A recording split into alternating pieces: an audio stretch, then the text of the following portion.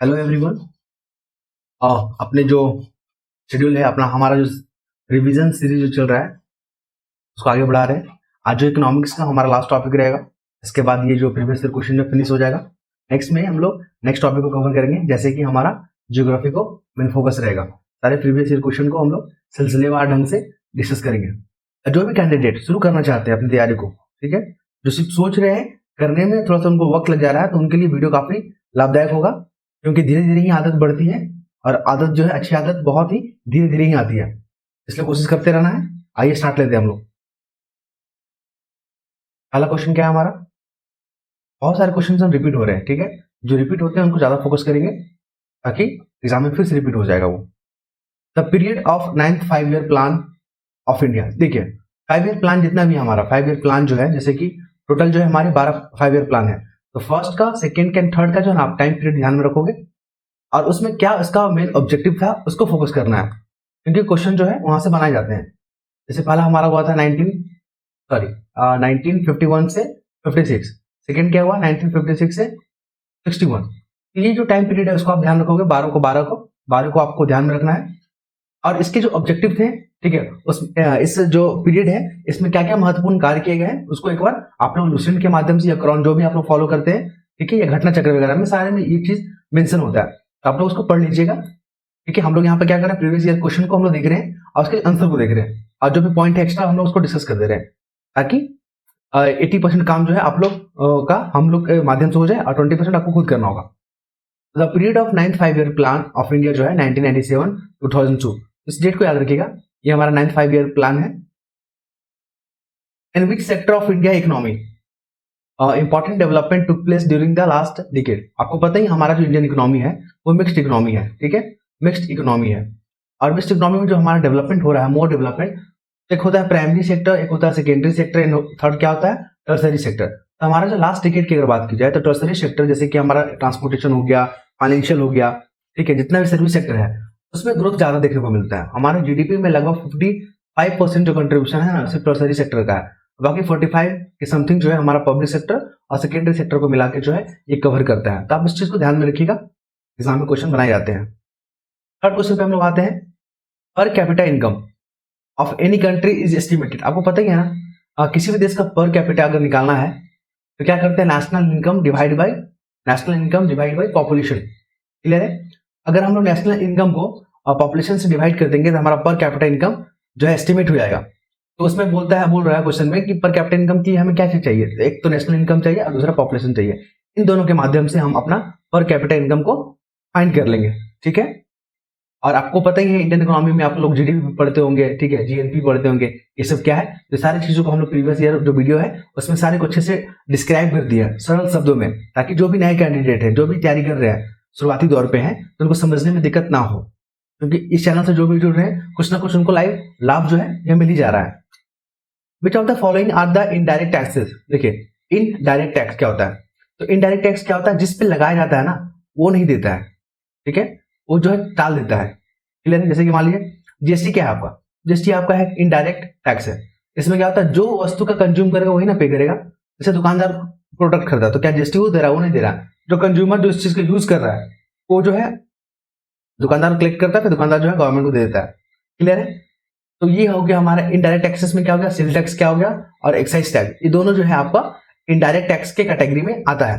फिर आप अगर आपके मन में सवाल उठ रहा होगा कि तो डायरेक्ट टैक्स किसको बोलते हैं, तो डायरेक्ट टैक्स हो गया हमारा इनकम टैक्स जो होता है, ठीक है, कॉर्पोरेट टैक्स होता है, ये तमाम चीजें जो है हमारा, और प्रॉपर्टी टैक्स हो गया, सारी जो है हमारा डायरेक्ट टैक्स है, जिस पे लगाया जाता है उसी को पे करना होता है।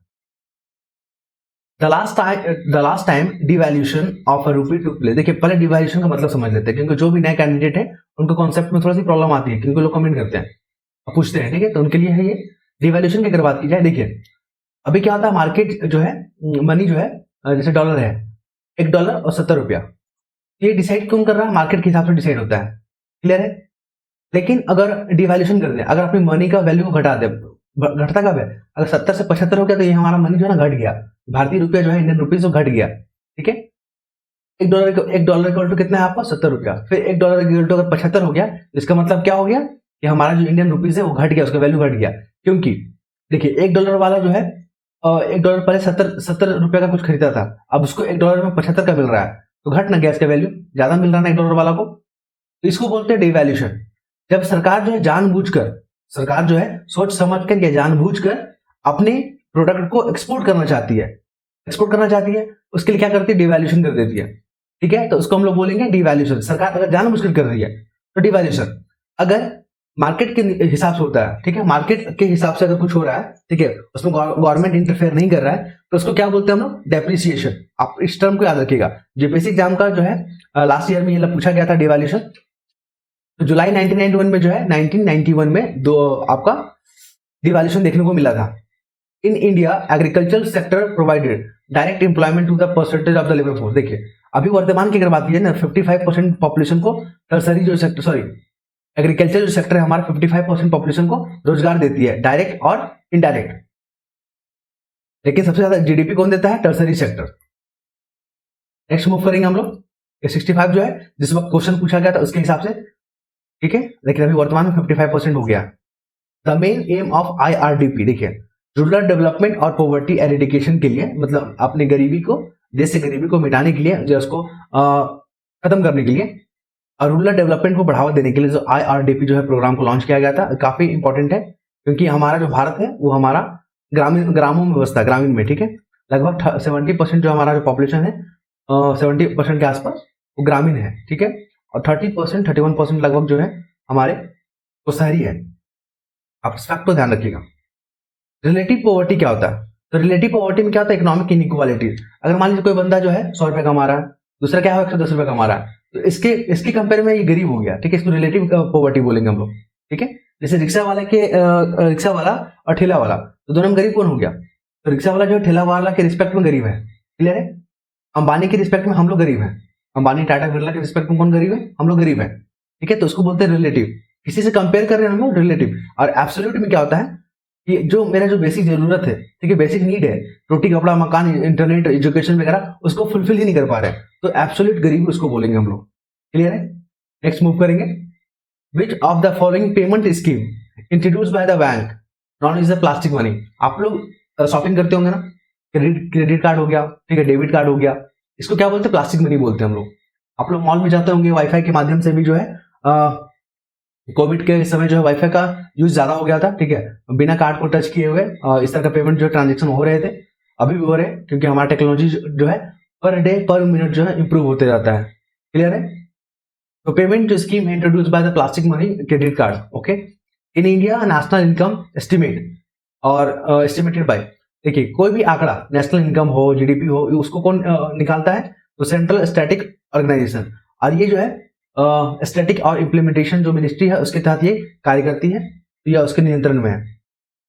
नेक्स्ट क्वेश्चन को देखते हैं, which is the not source of the agriculture finance. देखिए कॉर्पोरेशन बैंक भी देता है एग्रीकल्चर फाइनेंस के लिए, कमर्शियल बैंक भी देती है, रीजनल रूरल बैंक भी देती है, तो सारे देते हैं, लेकिन पूछ रहा है नॉट, तो नॉन ऑफ द एबव हो जाएगा, क्योंकि एग्रीकल्चर फाइनेंस में जो है हमारा आरआरबी जो कि 1975 में बना था, आपको पता ही है। कमर्शियल बैंक जाहिर सी बात है लोन देते ही है एग्रीकल्चर सेक्टर को, कॉर्पोरेशन बैंक भी देती है, तो ऑप्शन डी हो जाएगा यहाँ पे। देखिए which is not the source of industrial finance, ठीक है, तो इंडस्ट्रियल फाइनेंस के लिए जो सोर्स होता है क्या नाबार्ड देता है, बिल्कुल नहीं, नाबार्ड जो देता है रूरल डेवलपमेंट, ठीक है, और एग्रीकल्चर सेक्टर के लिए जो है लोन प्रोवाइड करती है, वो इंडस्ट्रियल फाइनेंस के लिए नहीं करती है। तो आप ध्यान रखोगे ये जो नाबार्ड है हमारा 1982 में बना था 12 जुलाई को शिवरमन कमेटी के सिफारिश पे, ओके। नेक्स्ट मूव करेंगे, in which year Indian currency were devalued 2 times in a month. आपको थोड़ी देर पहले बताया था डिवैल्यूटेड, सरकार अगर जानबूझकर अपने वैल्यू को, अपनी मनी को कम करती है एक्सपोर्ट को बढ़ावा देने के लिए, तो उसको डिवैल्यूटेड बोलेंगे। और डिप्रिसिएशन क्या होता है, उसको मार्केट कंट्रोल करता है। अगर हमारा रुपया का कीमत बढ़ रहा है या घट रहा है, अगर वो मार्केट डिसाइड कर रहा है तो उसको बोलेंगे डेप्रिसिएशन, लेकिन जिसकी सरकार अगर डिसाइड कर रही है उसको बोलेंगे डिवैल्यूएशन। तो 1991 में जो 2 बार देखने को मिला था आपको डिवैल्यूएशन, इससे क्या होता है, एक्सपोर्ट बढ़ जाता है और इंपोर्ट महंगा हो जाता है, क्योंकि $1 इक्वल टू कितना था 70, अब $1 इक्वल टू कितना हो गया 75, ठीक है, तो हमारा मनी का वैल्यू ना घट गया। तो अगर चीजें सस्ती मिलेंगी ना तो एक्सपोर्ट होने लग जाता है, क्लियर है। और चीज महंगे होने लगते हैं, जैसे डॉलर महंगा हो गया तो अब हमको जो है पहले $1 में हम 70 रुपये का सामान मंगा रहे थे, अब $1 के लिए हमको 75 देना पड़ रहा है, तो घट ना गया हमारा वैल्यू। बहुत ही सिंपल सा कॉन्सेप्ट है, लेकिन बहुत कंफ्यूज करते हैं, आप लोग देख लीजिएगा इसको। In Indian economy during which 5-year plan the price level has been down. आपको पता ही ना, फोर्थ जो प्लान था वहां पे प्राइस लेवल जो घटा था। अभी तक टोटल जो है 12 5 ईयर प्लान बन चुके हैं। इसमें जो है योजना आयोग भी आता है, इंपॉर्टेंट है, ठीक है। 19 मार्च 1950 को बना था, 15 मार्च 1950 को बना था योजना आयोग। अब जो ये खत्म हो गया, उसकी जगह आ गया है नीति आयोग। नीति आयोग क्या है? एक थिंक टैंक है, भारत सरकार की जो है पॉलिसी होती है उसमें हेल्प करती है, उसके इंप्लीमेंट में हेल्प करती है, एक तरह से थिंक टैंक के रूप में कार्य करती है। और ये सब जो बॉडी है, ये सब कॉन्स्टिट्यूशनल बॉडी नहीं है, बल्कि एक स्टैच्यूटरी बॉडी भी नहीं है, बल्कि इसको एक रिजोल्यूशन के माध्यम से इसको पास किया गया था। Okay, in India usual note is based on, देखिए हमारा जो सिस्टम है पैसा का, मनी का, ठीक है, वो मिनिमम रिजर्व सिस्टम पे काम करता है, जिसमें से 200 करोड़ होता है। आई थिंक 120 करोड़ के आसपास जो है ना सोना देना होता है, 80% का जो कुछ सिक्योरिटी वगैरह होता है, इसको देख लीजिएगा। लेकिन हमको पता है कि 200 करोड़ रुपए का एक फंड होता है, एक सिस्टम होता है, उसमें हमारा काम करता है minimum reserve system. Which sector Indian economy contribute the maximum gross domestic product? आपको पता है ना, टर्सरी सेक्टर जीडीपी में 55% जो है हमारा टर्सरी सेक्टर जो है कंट्रीब्यूट करता है, और फर्स्ट एंड सेकंड को मिला दिया जाए ना, ये लोग 45% के आसपास जो है कंट्रीब्यूट करते हैं। क्लियर है? Which is the highest bank in the banking system of India? आपको पता आरबीआई, आरबीआई को किस एक्ट से बना है? तो 1934 से बना है आरबीआई। इसको बैंकों का बैंक बोलते हैं, सरकार का बैंक बोलते हैं, ठीक है, last resort of the bank. अगर किसी बैंक को लोन नहीं मिल रहा है कहीं से भी नहीं, सारे उपाय करके थक चुका है, तो आरबीआई इसको जो है अंतिम तौर पर उसको जो है लोन प्रोवाइड करती है। आरबीआई का कार्य भी हम लोग देखेंगे, ठीक है, और ये जो है मॉनेटरी पॉलिसी बनाती है आरबीआई। अभी वर्तमान में इसके गवर्नर कौन है? तो श्री शक्तिकांत दास 25 नंबर के हैं वो, ठीक है, 2 गवर्नर भी हैं। और आरबीआई गवर्नर को अपॉइंट कौन करता है? ये तमाम प्रश्नों का जवाब जो हम प्रीवियस ईयर क्वेश्चन में अच्छे से डिस्कस किए हैं, प्रीवियस वीडियो में आप लोग देख सकते हैं। नेक्स्ट मूव करेंगे, which tax levied and collect by the union government but distributed between the union and the state? देखिए कौन सा टैक्स है जिसको यूनियन गवर्नमेंट कलेक्ट करती है और डिसाइड करती है कि हमको इतना लेना है, और डिस्ट्रीब्यूट कर देती है यूनियन में और एंड द स्टेट में। ये सेंट्रल एक्साइज ड्यूटी होता है। क्लियर है? In India national account estimate are the collected by, देखिए in India national account estimate जो है वो सेंट्रल स्टैटिक ऑर्गेनाइजेशन के थ्रू जो है कलेक्ट किया जाता है। From which country maximum bilateral aid for the Indian coming? देखिए जिस वक्त क्वेश्चन पूछा गया उस वक्त जवाब पाता है, इस क्वेश्चन का अभी वर्तमान में रिलेवेंट नहीं है, इसलिए इस क्वेश्चन को आप स्किप भी कर सकते हैं। नेक्स्ट वीडियो में हम लोग ज्योग्राफी को हम लोग स्टार्ट करने वाले हैं। अभी तक हम लोग क्या किए हैं, पॉलिटी एंड गवर्नेंस के सारे क्वेश्चन को डिस्कस किए हैं, हिस्ट्री के क्वेश्चन को डिस्कस किए हैं हम लोग, साइंस के क्वेश्चन को यहाँ पर डिस्कस किए हैं। आज से हमारे इकोनॉमिक्स का लास्ट वीडियो ये हमारा डिस्कस हो चुका है। जो भी अगर डाउट और क्वेरी होगा आप लोग कमेंट करके जो पूछ सकते हैं, ठीक है, आपके जवाब हम समय पे दे देंगे, ठीक है। और नेक्स्ट वीडियो में हम लोग ज्योग्राफी को कवर करेंगे। Thank you.